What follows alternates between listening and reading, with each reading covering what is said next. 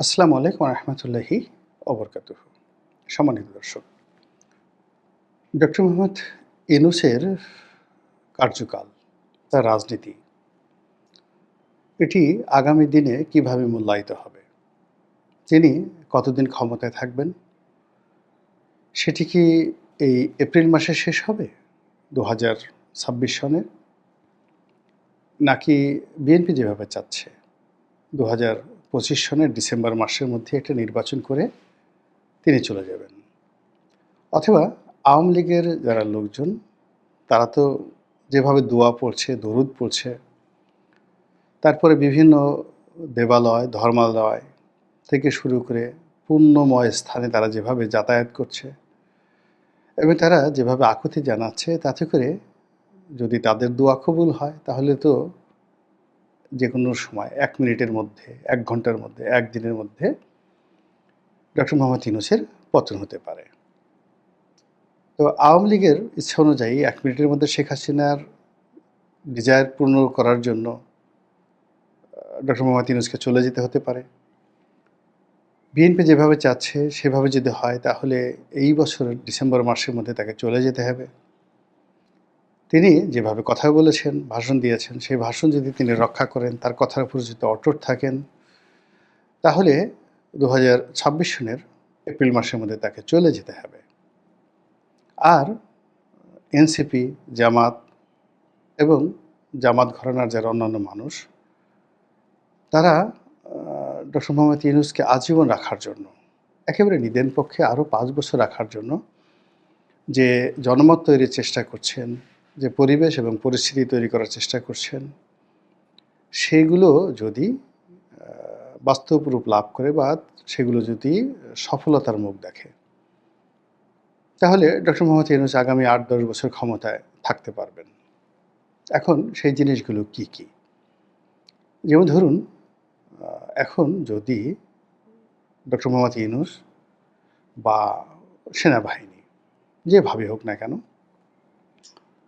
তারা একটা steam roller চালায় চাঁদাবাজদের বিরুদ্ধে, দুর্নীতিবাজদের বিরুদ্ধে, এবং গত কয়েক মাসে যাদের আঙ্গুল ফুলে বটগাছ হয়ে গেছে ১০ মাসে, এবং শেয়ার মার্কেটের ১,০০,০০০ কোটি টাকা যাদের হাতে গেছে, আওয়ামী লীগের ব্যবসা বাণিজ্য সহায় সম্পত্তি যারা লুট করেছে, তাদের উপর যদি একটা অপারেশন ক্লিন হার্টের মতো গজব নাজিল করা হয়, মানুষ্য সৃষ্ট গজব, তাহলে পুরো মাঠ ফাঁকা।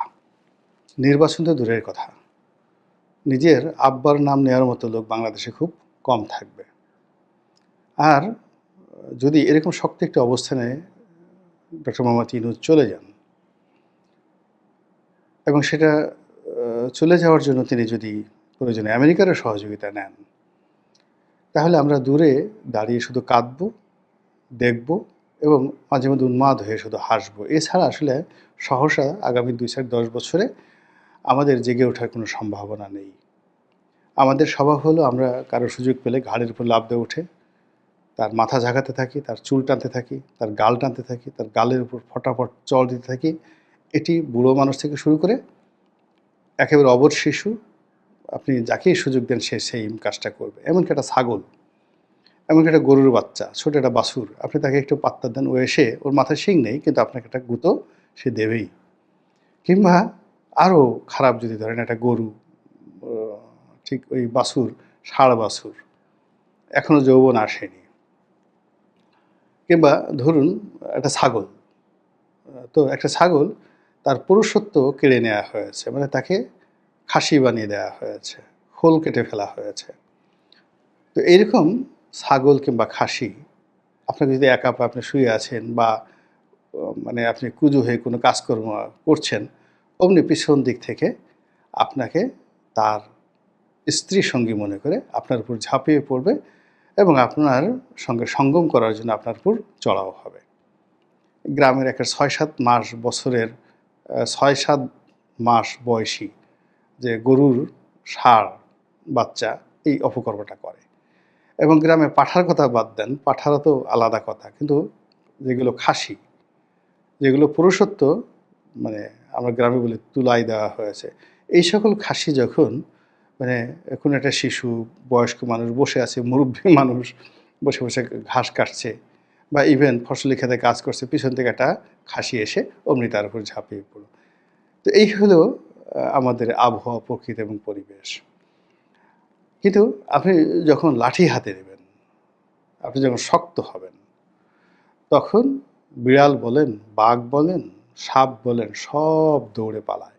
তা আমাদের এই যে দেশে মানুষ শক্তের ভক্ত, নরমের জন্য। এখন যা কিছু হচ্ছে মূলত ডক্টর মোহাম্মদ ইউনূসের দুর্বলতা, তার অক্ষমতা, তার বার্ধক্য, তার যাকে বলা হয় জনসম্পৃক্ততা না থাকা, তার রাজনৈতিক দল না থাকা ইত্যাদি নানা কারণে যে যার মতো করে অনেক কিছু করছেন। কিন্তু তিনি যদি হুঙ্কার দেন এবং লাঠি প্রয়োগ করেন, এবং ইতিমধ্যে বেশ কয়েকবার আপনি দেখেছেন এইবার ঈদে সেনাবাহিনী লাঠি প্রয়োগ করেছে, বাসের থেকে নামিয়ে নামিয়ে সবাইকে এক বেদম প্রহার করেছে, মানে যারা বেশি ভাড়া নিয়েছে। তারপরে বিভিন্ন গরুর হাটের যারা ইজাদাররা মাস্তানি করতো, এইবার সবার মাস্তানি যাকে বলা হয় একেবারে বন্ধ করে দেওয়া হয়েছে এবং অনেকে একটা উচিত শিক্ষা দেওয়া হয়েছে। ফলে এবার গরুর হাটকে নিয়ে আমরা বাংলায় যেটাকে বলা হয় তাফালিং, কেউ তাফালিং করতে পারেনি, কেউ মানে ওইভাবে লাভের মুখ দেখতে পেরেছেন আমার কাছে মনে হচ্ছে না। এইবার গরুর মার্কেটে যে সকল রাজনৈতিক পান্ডারা মানে ইজারা নিয়েছেন বা ইজারাদার ছিলেন, তারা সবাই মোরলেস আর্থিকভাবে ক্ষতিগ্রস্ত হয়েছেন আইনশৃঙ্খলা মানে স্ট্রং থাকার কারণে। তো এনিওয়ে, এটা যারা বোঝালাম যে আবার পুলিশও বিভিন্ন জায়গাতে অনেকগুলো অ্যাকশন তারা গেছে, সেনাবাহিনী তো গেছেই, এবং অনেকের মধ্যে কিন্তু ইতিমধ্যে একটা আতঙ্ক ছড়িয়ে পড়েছে। তো সেই আতঙ্ক যদি ম্যাটেরিয়ালাইজ করে ডক্টর মোহাম্মদ ইউনূস এবং ইতিমধ্যে যাদের বিরুদ্ধে প্রমাণিত অভিযোগ রয়েছে গত 10 মাসে, তার সঙ্গে সঙ্গে আগে যে মামলাগুলো আওয়ামী লীগ জমানাতে হয়েছে সেই মামলাগুলো, এমনকি যে মামলাগুলো 111-এর সময় হয়েছে সেই মামলাগুলো এখনও নিষ্পত্তি হয়নি, এগুলো নিয়ে যদি একটু টানাটানি শুরু করে দেয়, আপনি দেখবেন ইয়ানফসি করতে করতে পুরো মাঠ ফাঁকি। তখন ডক্টর মোহাম্মদ ইউনূস 5 বছর থাকবেন না 10 বছর থাকবেন, এটা আজরাইলের উপর, আল্লাহর উপর আর ডক্টর ইউনূসের মন মানসিকতার উপর। হোয়াট এভার ইজ বেটার বা হোয়াট এভার ইজ আর্লিয়ার। আল্লাহ যদি হুকুম দেন আজরাইলকে যাও, তখন একরকম হবে। আল্লাহ যদি বলেন যে না যাওয়ার দরকার নেই, তখন একরকম হবে। ডক্টর ইউনূস জীবিত আছেন, তিনি ইয়াদ করলেন, সেক্ষেত্রে একরকম হবে। তো সব মিলিয়ে তার যে প্রস্থানটি এটি অনিশ্চিত। আমরা বলতে পারি না যে তিনি আসলে কোনটা করবেন। আওয়ামী লীগের কথা মতো কালকে চলে যাবেন, বিএনপির কথা মতো ডিসেম্বরে চলে যাবেন, নাকি তার নিজের যে কমিটমেন্ট সে অনুযায়ী এপ্রিলে চলে যাবেন, স্টিল আমরা জানি না। কিন্তু এই সময়ের মধ্যে তার যেটা লিগেসি তৈরি হয়েছে, যেটি বাংলাদেশে আর কেউ কখনো রাষ্ট্র ক্ষমতায় বসে করতে পারেনি, সেই লিগেসি বা সেই ঐতিহ্য, সেটি হলো তিনি প্রচণ্ড ভারত বিদ্বেষী, ভারত বিরোধী এবং ভারতের চোখে চোখ রেখে, দিল্লির চোখে চোখ রেখে বাংলাদেশের কোনো রাষ্ট্রনায়ক যদি কথা বলে থাকেন, he is the only one man. গত 10 মাস পর্যন্ত আমাদের তাই মনে হয়েছে।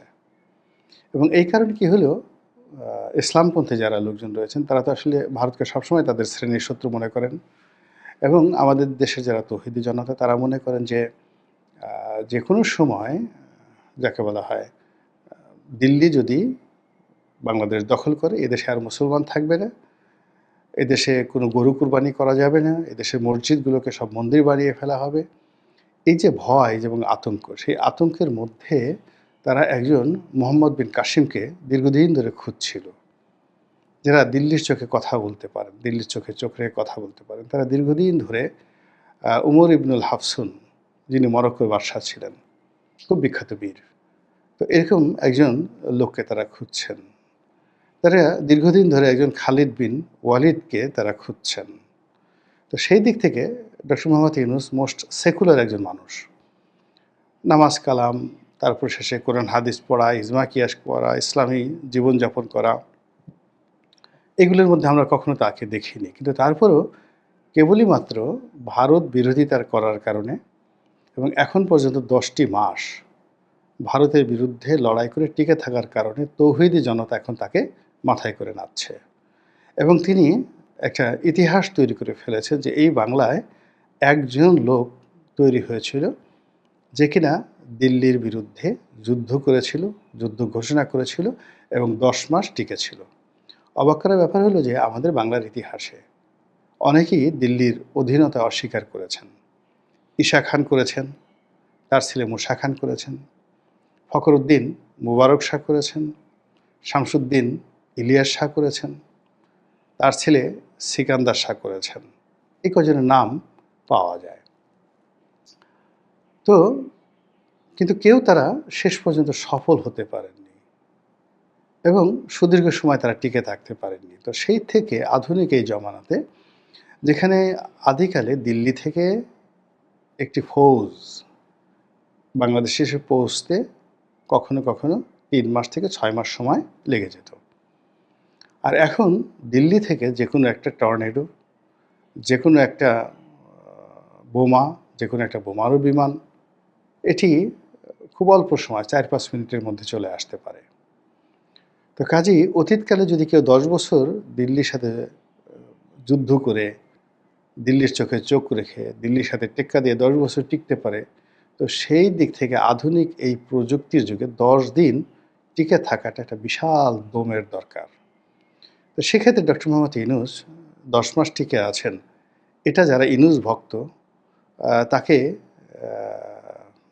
সেই যাকে বলা হয় একটা গাজী উপাধি দেওয়ার মতো অবস্থা তৈরি করে ফেলেছে। যে না, বীর দরকার, তো এরকম বীরই দরকার যে ভারতের চোখে চোখ রেখে কথা বলতে পারে। ২ নম্বর হলো যে ভারত তার সর্বশক্তি নিয়ে ইউনূসের বিরুদ্ধে লড়াই করছে। এখন শুধুমাত্র বোমা মেরে ইউনূসের মাথা খুলি উড়িয়ে দেওয়া ছাড়া ভারতের কিছু করার নেই। অথবা এখানে মোসাদের এজেন্ট পাঠিয়ে আরও মারাত্মক কিছু করা ছাড়া ভারতের কোনো উপায় নেই। কিংবা স্থলযুদ্ধ করে তাকে এখান থেকে ধরে নিয়ে যাওয়া ছাড়া উপায় নেই। কিন্তু যতটা কূটনৈতিক যুদ্ধ করা সম্ভব, যতটা অর্থনৈতিক যুদ্ধ করা সম্ভব, তার পুরোটাই ভারত করছে, যেটা কিনা ভারত ইতিপূর্বে তার কোনো প্রতিবেশীর সঙ্গে করেনি। আমাদের সীমান্ত বলতে গেলে বন্ধ, দ্বিপাক্ষিক বাণিজ্য বন্ধ এবং সরকারের বেশিরভাগ দপ্তরের সঙ্গে আর ভারতের দপ্তরের সঙ্গে কথাবার্তা বলা পর্যন্ত বন্ধ। তো এরকম একটা বিরূপ পরিস্থিতি যেখানে আমাদের ইম্পোর্ট মানে আমদানি বাণিজ্যের 40% আমরা ভারতের সাথে করতাম, যেখানে ভারতের সেন্ট্রাল ব্যাংকে আমাদের এখনও রিজার্ভ রয়েছে, কত বিলিয়ন রয়েছে আমি জানি না, বাট ভারতের সেন্ট্রাল ব্যাংকে আমাদের যে সেন্ট্রাল ব্যাংকের রিজার্ভ রয়েছে